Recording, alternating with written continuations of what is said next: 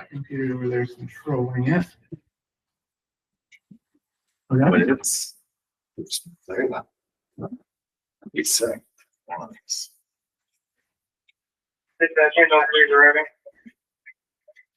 Sitting's my favorite activity.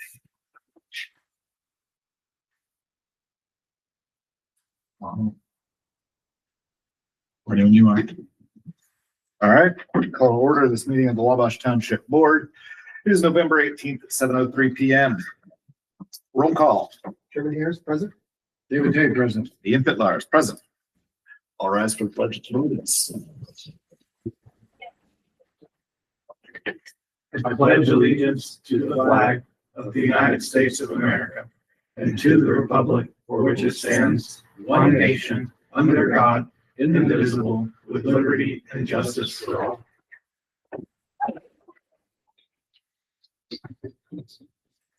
All right, review and approval of meeting. Let's start with meeting minutes. Although we can do the agenda as well. Does anybody have a problem with the agenda as presented? All right. Any issues with the meeting minutes? I had no issues with either. They're straightforward. All right. Motion to approve the current meeting agenda and meeting minutes from October 7th and 21st. All in favor? Aye. Aye. All right. Updates. Whichever one of you wants to go first. You can do it from here. I just actually do it from here, right? Yeah. So technology, man. Yeah. So we need to get up and move around the room anymore. We've been busy. Had quite a lot going on, but yeah, just quick run numbers. 11/18 of 24. Last year we were at 1,299 calls. And today we're at 1,629 calls. So we're 317 calls up over last year. And as I've mentioned before, last year we stopped. At the end of the year we were at 1,486. So we're up quite a bit. So, and we still got another month and a half to go. So the ambulance is going really, really well. It's been in service again, probably, I don't know, 40% of the time, maybe. Since from 8:30 to 10:31, we have 67 transports that were billed out.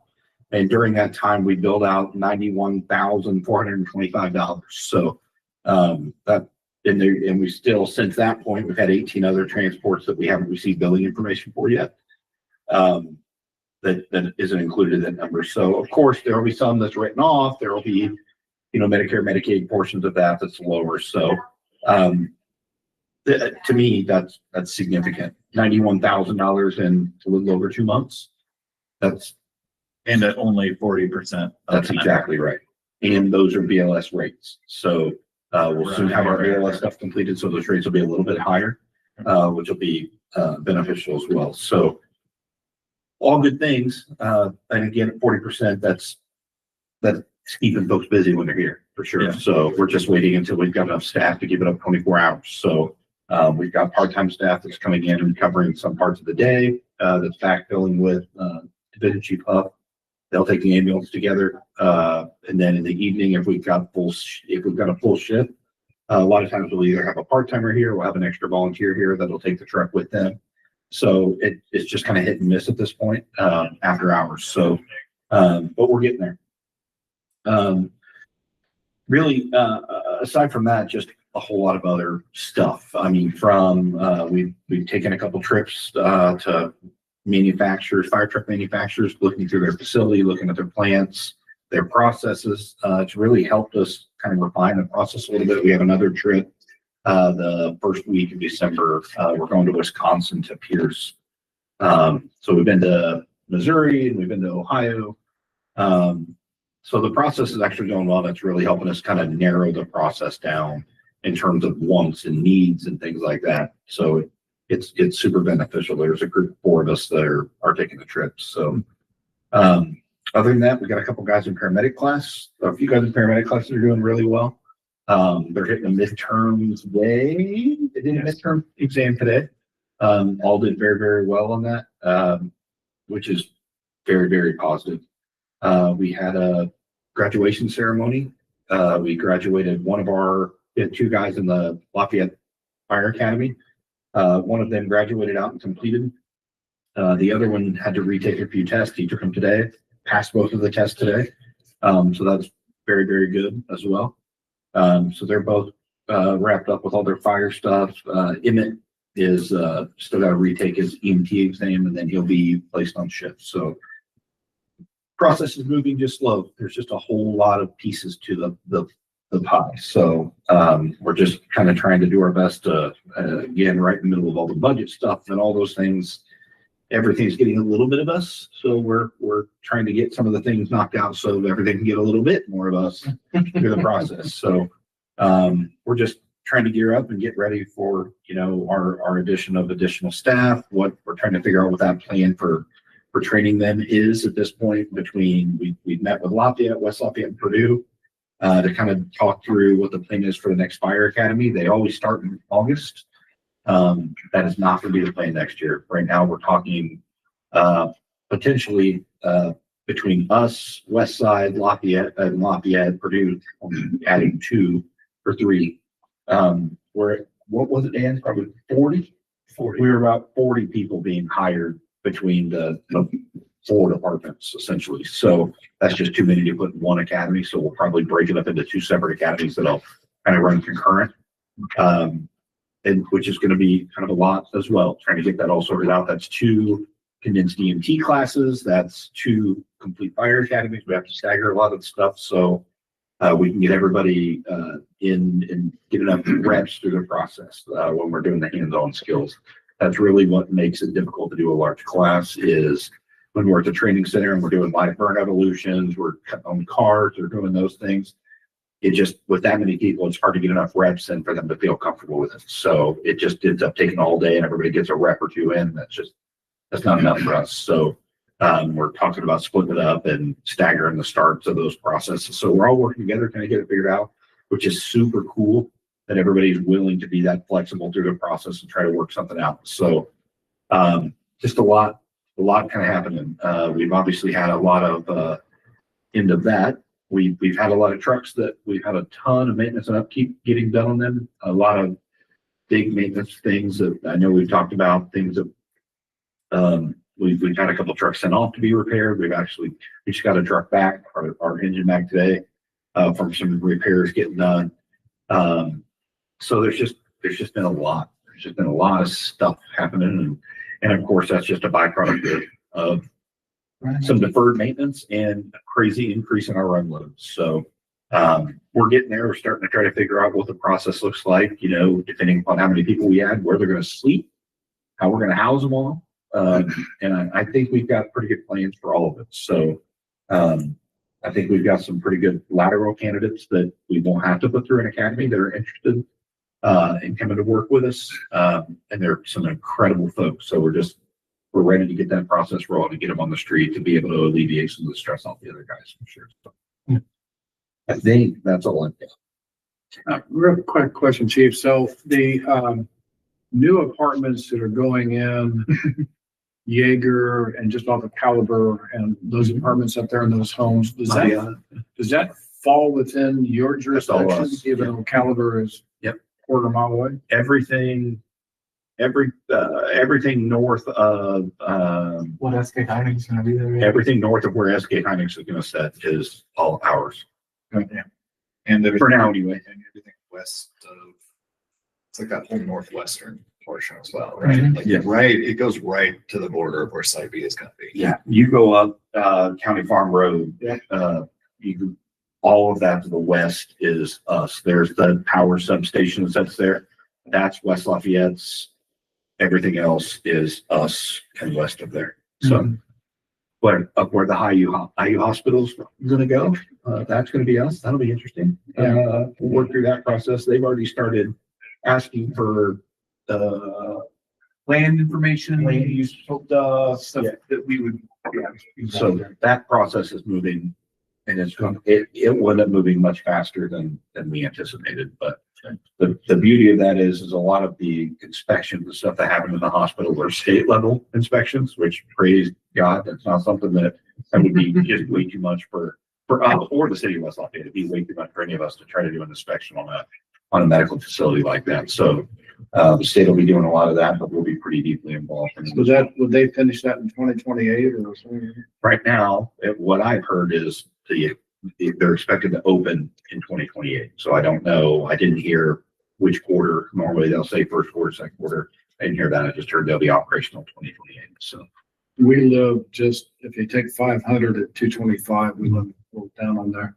I can't conceive of the amount of increased traffic on 500. and they've actually got a lot of work right now scheduled for 500. They're supposed to start that next year. If you're coming west from County Farm Road, where the road, it kind of goes down a hill and jogs. Yep. They're cutting that whole jog out, the whole hill out, and they're widening 500. Now they've discussed how far west they're going with that widening. Initially, they were stopping at Jaeger. Yep. Then they were going to continue down to 250, then to Morehouse. So I'm not sure how Is far this that west they're Soldier Zone going. extension that you're talking about? What's that? Is this the Soldier Zone extension? No, you're this talking is- about, where it came On from? 500, that's the north side of all of the block. Yeah, the north side where the hospital's sitting there at 500 and Jaeger. Jaeger just comes up and Yeah. crosses 500. North of where the Estrich homes would go and all of that. So that's a big project. They're widening that. And they're also still talking about the 425. I think that's what they're calling it. 425 is the county road extension that they're building from Jaeger clear down to Soldier's Home, That's the one that, yeah. or Jaeger clear down to River Road that they're attachment through there. So that's going to be a whole new road they're developing there. And we were Which, told, to your point, yeah, is needed. it's needed. That's going to very, be a very huge bad. relief valve. So we That'll used to never connect see right to any the hard interstate. any traffic on coming up to Morehouse. It's 225. We live back in there. Yeah. Never saw any traffic, and now it's just full of cars. So one piece of advice when you go to Wisconsin. Yeah. Spotted cow. Very rare. I'm not going to be on the record saying I'm going to be bootlegging or anything like that. So you're taking a large Penske truck up to, Yes. well, I will give you some money.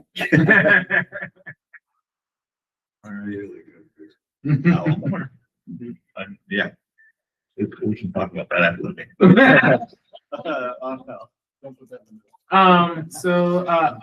Mine is shorter since this is technically an off month, so I didn't prepare my full packet, but just some things to be aware of. We hired, we moved our person who was our township assistance coordinator. We moved them up to the township administrator position. We hired a senior at Purdue who's graduating here in May to be the township assistance coordinator. She's working 20 hours for us, and she'll be continuing that position into the new year as well.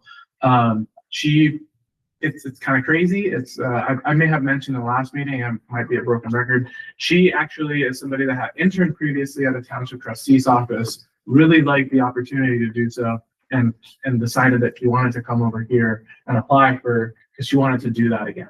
And so she's graduating in May from Purdue with her bachelor's, and we nabbed her. So that was it's an exciting thing. She helped the township trustee's office where she was at. She also helped set up the food pantry and other things. So it kind of perked up my ears since that's part of what we're like in the new building plan as well there. So that's, so it was a good hire there. So we're excited both to move Catherine up to the township administrator role, but also to have Adeline join our staff as the township assistance coordinator. So that has been, and Catherine has said that she's been doing an excellent job in the position. So that's been good on the staffing. We are still waiting to hear from the state on the extension of service appeal. And I think you heard a little bit of that in Ed's voice being, we don't know exactly how many people we're going to be able to hire in January, but planning, still trying to work both ends of the spectrum, if you will. We should hear, last I spoke with our financial consultant, they said that they would anticipate hearing late November. So hopefully we hit that time. By the next meeting. By the next meeting, yes. We have, to follow up on Ed's piece, part of what ambulance looks like, right? Like you're starting to build up your billing, and so it's a lagging indicator. But so far, we have already brought in $22,000 of that. Basically 90,000 whatnot has already been paid. Obviously, that number will continue to tick up. So that's just a lagging indicator. But we're starting to see money coming in, and so it's an exciting piece there. In addition to that, we did I know that I emailed you guys. We helped a number of families during the interruption to SNAP services. We tried to be judicious about that. So we only were doing a week at a time because we figured that at some point people's SNAP benefits would come back on. But we were able to help maybe 20 households, 25 households. I'll get you an exact number at some point in the coming days. 20 to 25 is the upper estimate. So I'll get you exact numbers by the next meeting. So it wasn't as big, thankfully, of an impact as we were anticipating it could be. So that was positive news, and the quick resumption of it was also very, very positive news. I think there's anything else on our side. I don't think there's much more that is specifically here. I will give you guys a full report in December when we meet for our bi-monthly. So, any questions? No? All right. Opportunity for public comment. Frank. Yeah, just a couple of things on the budget, specifically on the debt service. To fund the radio equipment and the air pack system. And I moved from a state that basically is the third highest unfunded liabilities, and the second highest per capita unfunded liabilities out of 50 states. So I'm always weary of debt service, okay?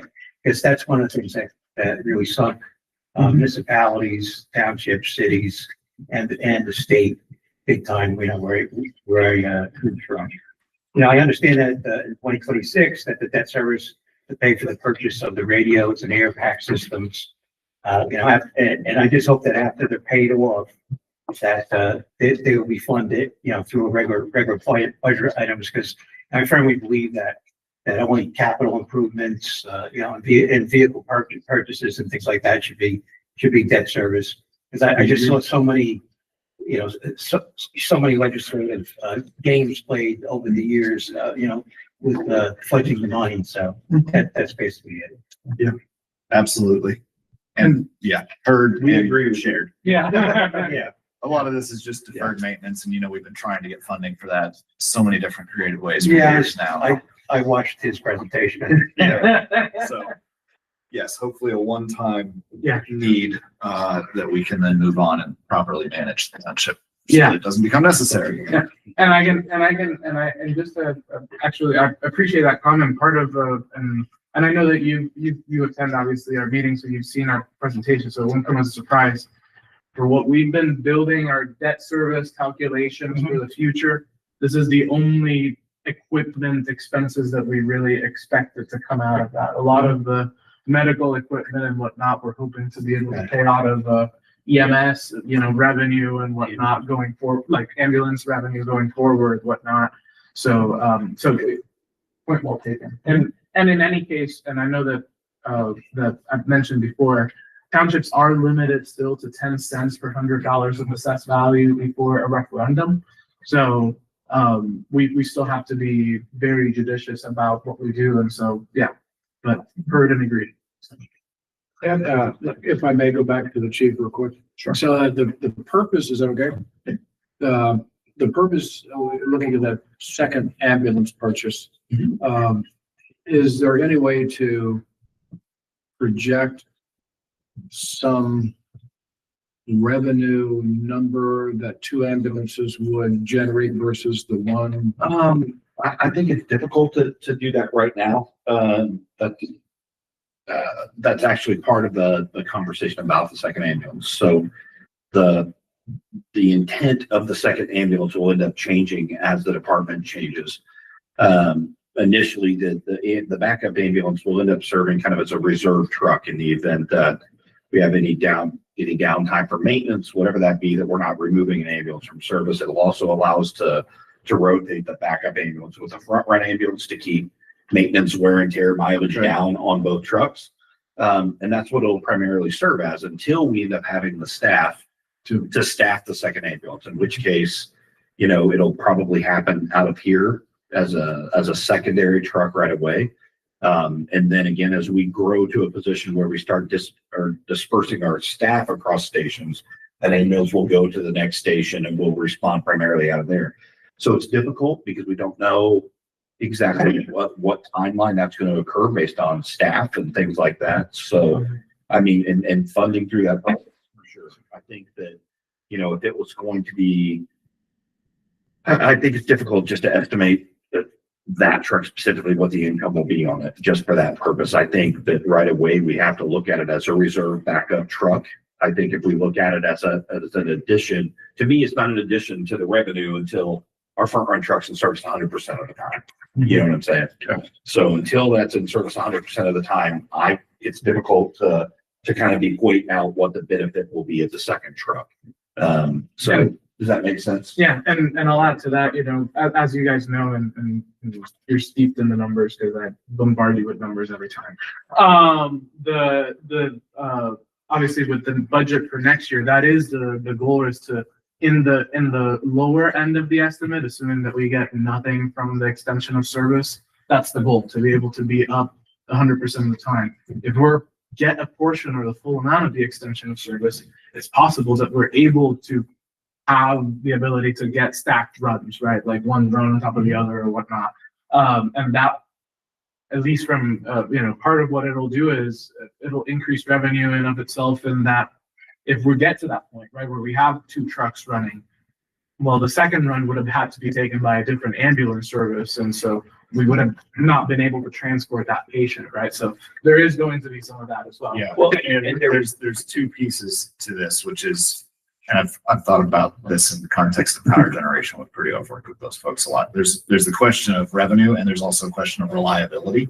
Mhm. And right now, we're definitely in a situation where if something goes wrong, we basically just don't offer that service until we fix it, right?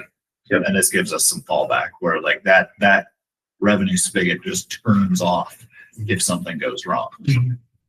Whereas this lets us plan for the future and have that extra bit of reliability. Certainly. Especially as other services in the area start to like, you know, naturally get used to how much run volume folks can handle. If ours like all of a sudden just dips off because we don't have a backup. Well, I absolutely expect an influx in run volume, especially at not just our own runs when we're in service 100% of the time. I think that being in service 100% of the time also makes it easier to ask, hey, can you send Wabash truck this way if it's going to be a while before, you know, another truck's available, sort of thing. I think that'll increase runs. Another thing that will happen through that process also is even today, if we're in service 40% of the time and we have a second truck here, and another call goes out, if we've got part-timers or volunteers, they can still take that truck to another call, which is, I think, beneficial as well. It's hard to estimate what that's going to be between the volunteer staff and knowing what their availability is. But we've got more volunteers on our roster today than we've ever had. And a good amount of those people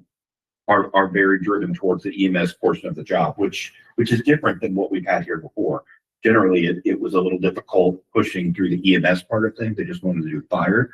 And we're incredibly blessed today to have I mean, we've had whole groups of people that have come in that just want to do EMS, that just want to work the ambulance. So that's what makes it kind of difficult to estimate. So of those numbers that you gave us, current run numbers we're still looking like 80% of medical calls? 75 to 80% probably. Okay. Yeah. So if I look at all this addition out here, all these people coming in and everything else, I'm thinking just on an average day, a kid chokes, somebody falls down, you guys are going to be busy. Yes. Yeah, it's difficult. It's super difficult because of the way the run volume works. It's, you know, it's feast or famine, right? You have some days that we may run 10, 11 calls, and we have other days that we may not turn a wheel. So it's difficult. Of course, you can estimate out kind of that process, but you know, the month of December, we just looked. The month of December last year, we did about 130 calls.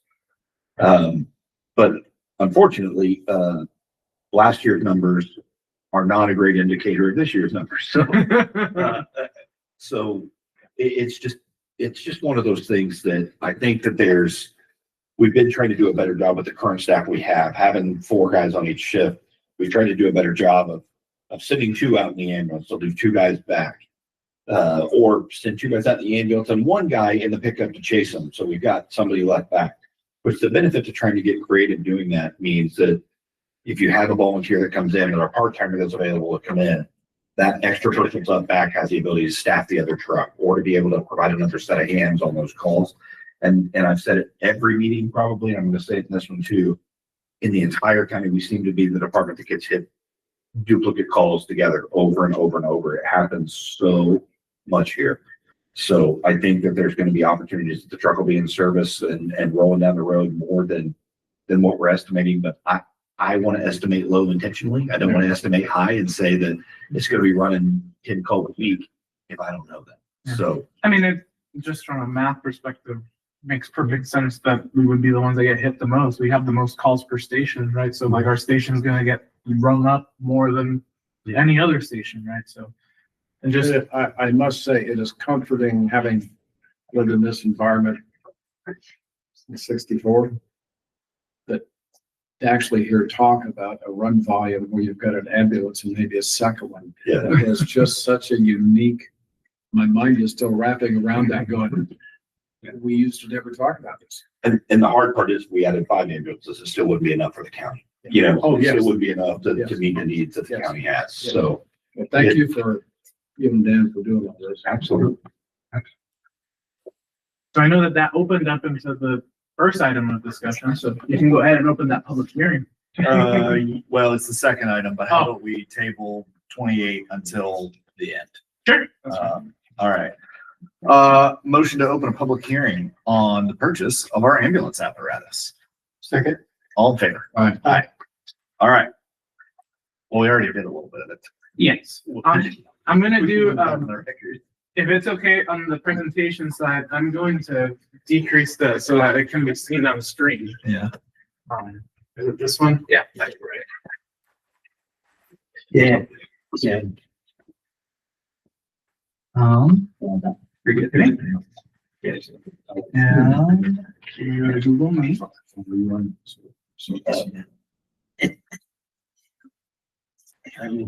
With a column. All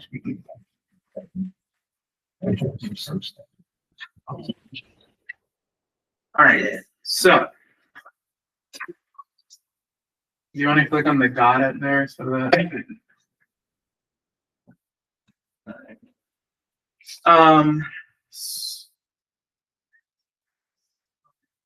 The lease proposal, I'm incorporating both pieces. Obviously, the biggest chunk is the ambulance, but I figured that I would include all of it together since it is one overall package, or, it all flows together. But just let me start with a review of the approved capital outlays budget.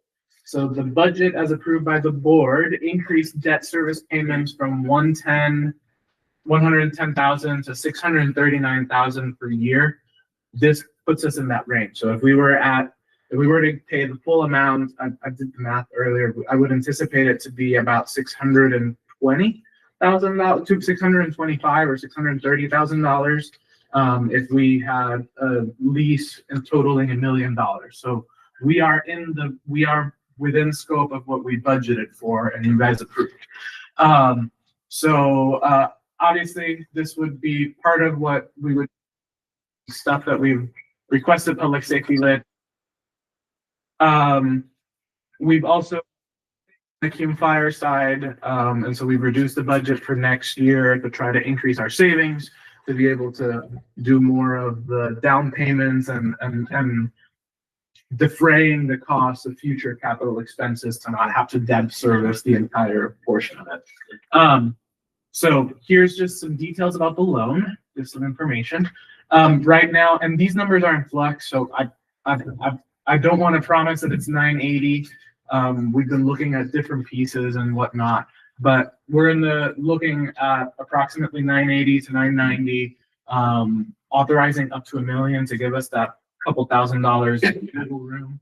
The financial institution is the same one that we have the lease for 606. The interest rate would be 4.39.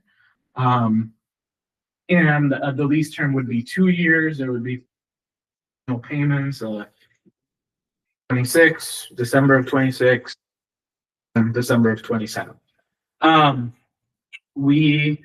If we landed at 981,000, the updated projection is the 619. Oh, I guess I had those numbers there that I was trying to conjure up. I had already included them.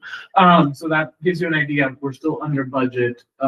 We're good on the funding side compared to what we put down for during the budget approval process. These are the purchases that are proposed to come out of the lease in particular. The radio equipment, which is $130,000. That's the same information that we provided during the hearing. Air pack system is the same information, except asterisk that required cascade system upgrade was not something that we had originally included in that cost. As we continued to do the piece, the final quote, we realized that we had to, there was more about it, but we needed to do an upgrade. We had previously been discussing our purchase with other fire departments. Most of the fire departments decided to push back their purchase beyond the point where we are able to do it. One of the fire departments that we were looking at decided to do it faster than we could get all of our documentation together. That's okay. We will still potentially save some money on this estimated 330,000. They were still trying to get you the quotes for the QPA pricing and whatnot. And so but the upper end is this 330 number for the purchase of that equipment. So the second portion on the other side of that proposed lease would be the ambulance, which is the portion that needs to be part of the public hearing. We are looking to purchase a 2022 wheeled coach Dodge 4x4 ambulance. Ed can tell you more about what all of those things mean for practical effect. It's very low on mileage. It has about 5,000 miles.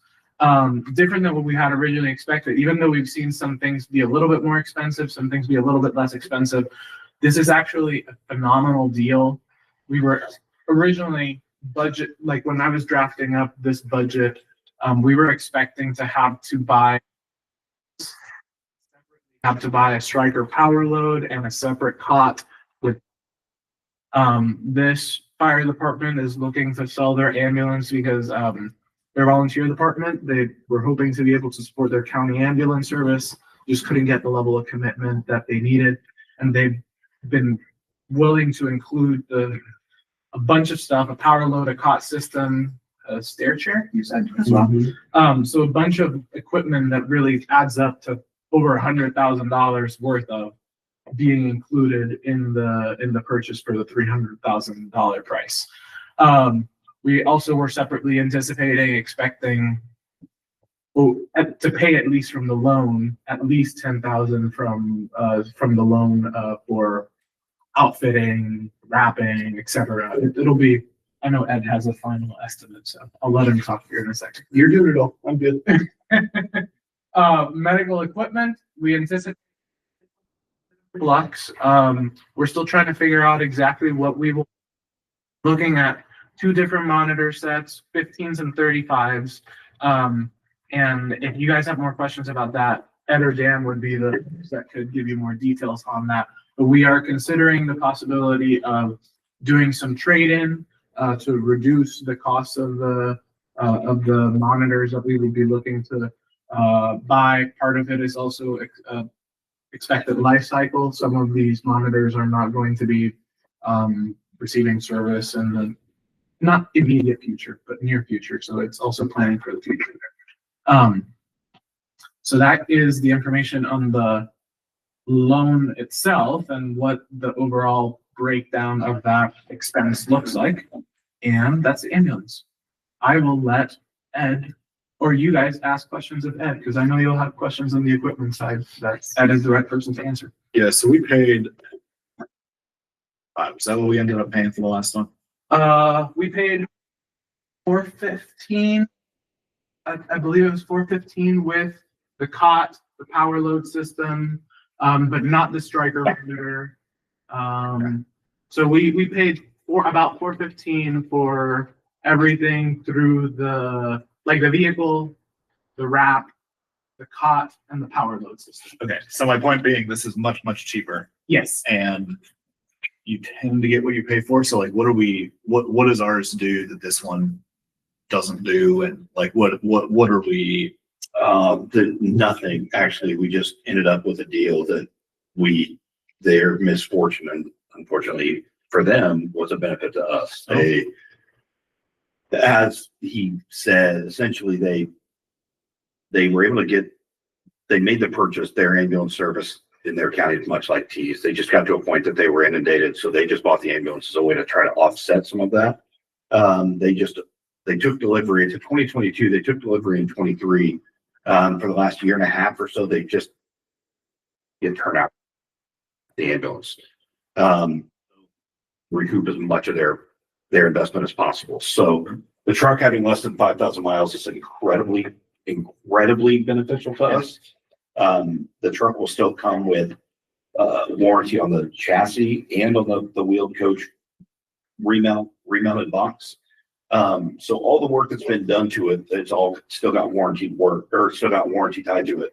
And truthfully, the truck is, when we started this process, or started discussing the second truck, there were really two options. One was custom ordering a truck the way we wanted that truck built, with the things in it that we wanted. That would have been around $385,000, and it would have been an 18 to 24 month lead time on the truck. The second option was to purchase another remounted box, a demo truck like we ended up with here with this truck. The drawbacks to that is the options are on the demo truck that they're building. They'll paint it the colors you want, but you don't have a whole lot of ability to make changes to that. That's because the lead time for new ambulances is so drawn out. That process now is very competitive, trying to get your hands on one of those trucks. When they come available, people are snatching them up really fast because they don't want to wait that 18 to 24 month lead time for a build on ambulance. But even that would have been in the area of 290 to 300, and that's for a 2-wheel drive truck. We of course wanted a 4-wheel drive truck just because, again, we want this truck to be able to swap out with the other truck and to be able to take those calls to the country. So that would have pushed the cost just in what we've been finding, $315 to $350 or so. To find a demo truck, kind of set up however they build it, but 4-wheel drive to do all the same things. We can interject. That is without the power load. It's just for the vehicle, not including. So I'll get to that part in just a second. So we originally didn't look mostly with the market. If you get a truck that's 2 to 3 years old, 50 to 200,000 miles on. I mean, when you get an ambulance, even if it looks pretty on the outside, they just typically have a lot of high mileage coming out of an ambulance, a used ambulance. They will swap them out 100 to 150,000 miles. Normal municipalities will. That's a turnover rate for place for those things to get decent trade in for them. So we didn't really dig much deep through the used market really at all. But that's absolutely where this came from. We originally saw it on Brindley Mountain, which is who we bought 606 through. They had posted it as we were kind of looking, and I just reached out to ask a question. The original question was, for $300,000, what's the catch? There's got to be something with it, right? 300 grand, what's the catch? Well, through the conversation with them, again, it's unfortunate the situation they're in, but I think the comment that I made was, if we don't buy it, I'm going to buy it myself, turn around, resell it, and make $100,000 off of it. Like, it just was a good enough deal, but everybody is scared of ambulance. So after chief down there, it ended up being a much better deal than we originally had even thought. After talking to him, he agreed to include the power load system, which is $80,000, including the cot. They included the power load system, the LIPAC 15 monitor that's in it. That's $45,000 or so. And then the stair chair, that's about $17,000 through the whole process. They've thrown all those things in because it just wants the truck on. So it's going to end up saving us about 150 grand just purchasing the truck the way it sits. Really, the biggest investments that are left for the truck are to have move over, strip the graphics off of it, and wrap it to look like our other truck. And We're adding a grill guard to it, just something to protect the front end of the truck. And that's really the bulk of it. I mean, we've still got to get a couple other, our Lucas device, the CPR device, we're process of purchasing a couple. It's not anything super big that's going to have to go into the truck beyond this point. Again, it's not I think this is just one of those deals that when I asked about it, he gave me as much info as possible and then just asked, do you want me to hold it? Yes. He said he locked it, took the keys out of us, nobody even be in the fire. So I just didn't, Dan and I were talking about, we don't want him out cruising in it and it take a hit to the side of the truck, right? Like just leave it parked. So they've got whatever service records for it as well that they've had done. Not that they would be allowed to service on a 5,000 mile truck, but their initial service and all those things. It just is it's to me one of those deals that we just need to get on top of as much as we can. Yeah. Saving 150 grand that fast is hugely impactful for us to not have to go out and then buy those things. Beyond just saving us the cost of that additional equipment, lead time on that equipment is ridiculous as well. Over in your monitor, power load system. Last I checked, power load systems were 4 to 6 months out if you order one. So even if we have it, we're still waiting 4 to 6 months to put that truck in service till we get those pieces. So once it's graphic and we have a couple of things, it can be on the road. And this is if it was in the building where I know I said on the old ambulance, we just ran a lot of stuff, but we learned a lot of stuff of that whole process. If it's 8 weeks to get this on the road from the time it's at move over would be an exceptionally long amount of time. Yeah. It's a paperwork to the state because they have all of the other stuff based around it. When I spoke to the chief, he didn't want to get rid of it. A year ago or so, they did a news story down there and all the volunteers were out with it, all excited. They really wanted this. Like the chief had said, it worked for them. They really did. They just couldn't. That's why there's only 5,000 miles on it in a year or two. They just couldn't make it work. And he didn't want to let go. When I spoke to him on the phone a week ago, and they don't want to let it go. But the bank loan is there. They don't have any choice. They just know they're not going to use it. So yeah. Okay. And that Lucas device is part of what's already included in the medical equipment part of the, so. Yeah. We're already buying. We already budgeted for it. Yeah. No, that's excellent. That's what good government is made out of. I think taking creative opportunities here to save some serious money. The only thing I don't like is that it's a Dodge, but that's just a personal preference. you drive like Prius. I know, I can't really complain. Any questions or comments from anybody else? Take the D out. All right, motion. Do I make the motion to authorize inside of the public hearing, or do I close the public hearing and then make the motion to authorize? So the first thing is offer opportunity for public comment on the. Oh, because it is public. Because it is a it's public separate hearing, than thing. Yes. Opportunity for public comment. You guys covered it. Look at that. Okay. Close and then. Motion to close this public hearing on the ambulance apparatus purchase. All in favor? Aye. Motion to authorize the purchase of a 2022 wheeled coach Dodge 4x4 ambulance for an amount not to exceed $315,000. All in favor? Aye. All right. Moving on. I'm super happy you did the extra legwork to find a good deal there. That's huge. That's huge. Okay. Resolution 2025-29. Resolution of Wabash Civil Township approving execution of the First Amendment to Master Governmental Lease Agreement. Oh, any questions about this one? Yeah. Motion for a vote. Second. All in favor? Aye. Aye. Resolution 2025-29 passes. Resolution 2025-30. Resolution to reject the establishment of a merit board system on the recommendation of the fire department staff membership. Anything further question-wise or comment-wise on this? And just any input as to why they didn't want to do that? Really, it was kind of more of a size thing for us. Our department's still very small.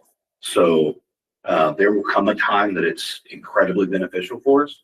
But you can't take a piece of the merit process and piece it out. It's an all or nothing sort of thing.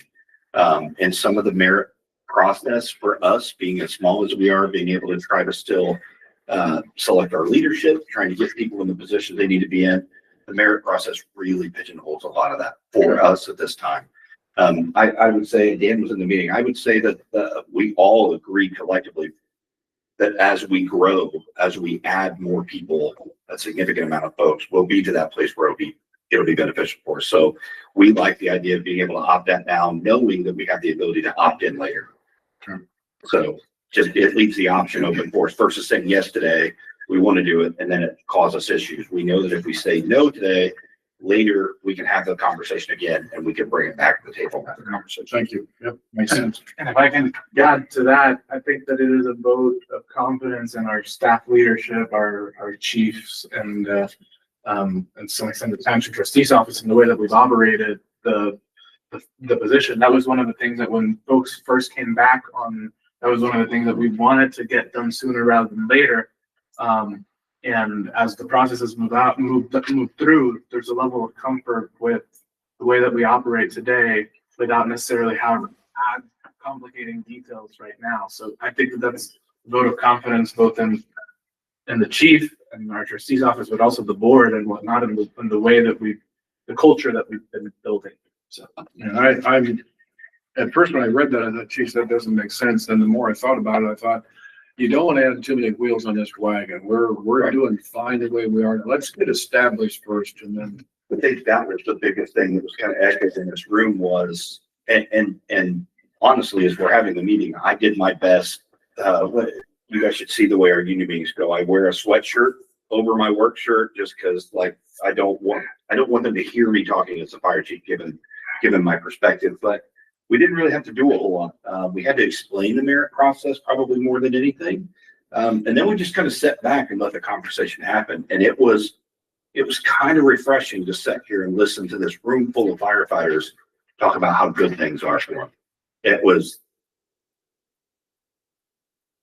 It's taken a lot to get to a place where our guys aren't worried about their jobs.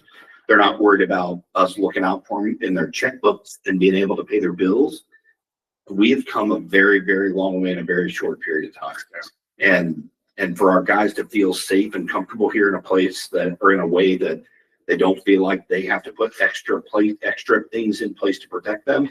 I think he said it perfect. I think that says a ton for them feeling comfortable in the place they work in. And you guys are just as important in that as I am, as he is, through this entire process, because we haven't yet. Has there been drama? Of course there's been drama. That happens with growth and change. You ask somebody to stretch and do things different. If it's not what I've always done, it's uncomfortable. But the beauty of the process has been is there hasn't been a time where we tried to do that. There's been frustration and it negatively impact the operation of the organization. This organization is moving 100 miles an hour with or without any of us sitting in this room. So it's beneficial for us to try to find some way to I think they all feel like we've made them the priority. And they have been made the priority, and they always will be as far as I'm concerned. And I think that helps everything else work okay. They are understanding though that there will come a time that there is a no answer that comes out of this room. Sorry, it ain't gonna happen, right? But we're very blessed to have a lot of very young folks in this organization. They're just stoked to have the job, man. They're stoked to be a part of it. They haven't had to work in a bad fire department, so they're in a place that they're happy and they're comfortable. And I'm going to do our best to keep it that way. So we truly appreciate it. We appreciate the ability to come in here and say, hey, I want to go spend $300,000 on an ambulance, and you guys trust us enough to know that we're looking out for your money. That means a lot to us. And it's not something that I ever take lightly. And I think that through this process, having such young guys here that are trying to grow and learn, they watch that process and they want to be a part of it. And it's awesome to be able to teach them a good way and not because things went to hell in a handbasket. Yeah. Luckily, a lot of the guys here weren't here for any of that. So they came in with the fresh eyes and they're excited about it. And it honestly means a lot to us to come in here and to be able to ask for some. Right now, we're looking at $3.5 million worth of fire trucks to put in this building. That means a lot, and that it means a lot to our guys to know that we're trusting them to do the process. process. So we appreciate the vote of confidence from you guys, and it means a whole lot to know that our guys just feel safe, man. They're not looking for jobs. Right now, Lafayette, West Lafayette, Purdue, everybody's hiring.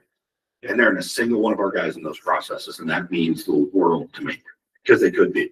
We were in that position for a while. And I think I'm really glad to hear that. That's why I pushed to try to get as much pay as possible. It's I helped. know we're underpaying generally, and these other folks are hiring. They wouldn't have to go far. And truthfully, the thing that I expected to be the thing that caused the most uneasiness was the ambulances coming in the building.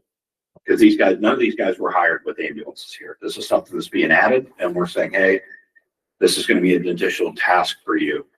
And they've received it with open arms. They're excited about it. Some of the guys are pissed off because they haven't had a chance to get their turn on the ambulance yet, which is crazy to me. Most of them would rather be on the engine, but it's then you start talking about a second ambulance and you think, oh, what they're going to think is they're going to hire these paramedics and then they're going to stick us on the second ambulance. They're excited about the second ambulance. Tell me what you're getting.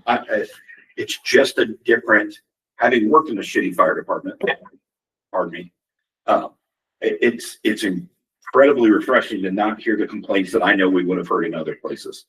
So it's awesome, and we appreciate you, I guess is all I'm trying to say. Well, I will tell you, having been on the board like 5 years, 6, something like that.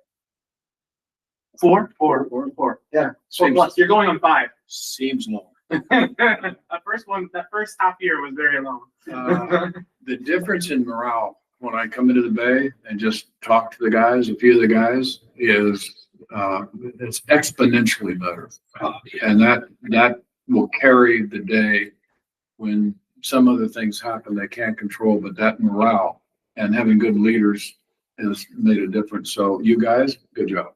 Appreciate it. Yeah. Technical stuff on this. And after the board votes on the resolution, it's going to be a formal meeting that has to meet certain statutory stuff, which is going to go the same way that the first vote went. But we'll just go through and do the process to dot our I's, cross our T's. And so I just asked on it that you guys give me the authority to do the part that you guys would technically have to do, so that it's just scheduling the time and whatnot and the process for the meeting and the agenda, so that to make it as easy as possible. And I'll get it shared to the firefighters tomorrow. So We didn't vote now. Yeah, we're voting right now. All right, motion to vote on resolution 2025-30. Second. All in favor? All right. Aye. All right, now we gotta circle back up to the first item of business, which is a resolution approving again remuneration disbursement, this time allowing us to file it with the court. Motion to vote on resolution 2025-28. Second. All in favor? All right. Aye. All right. We'll have our next meeting, regular meeting, December 16th, and then our first meeting of the year. Can we do the third Tuesday, or do we have to do it before that? it's by statute, and I know nobody's watching, but it's the Tuesday after the first Monday, which is, I put it on the agenda. It's Oh, is it? Oh, it was just on, it was the one thing on the last page. Oh, sorry, January yes. 6th. Yeah. Yes. Okay. But that one is just an organization meeting. I don't expect to have anything other than voting for selecting your board chair for the year and your board secretary for the year. That's all that's on that agenda. Very good. Motion to adjourn. Second. All in favor? Aye. Thank you, guys. Thank you. Let me.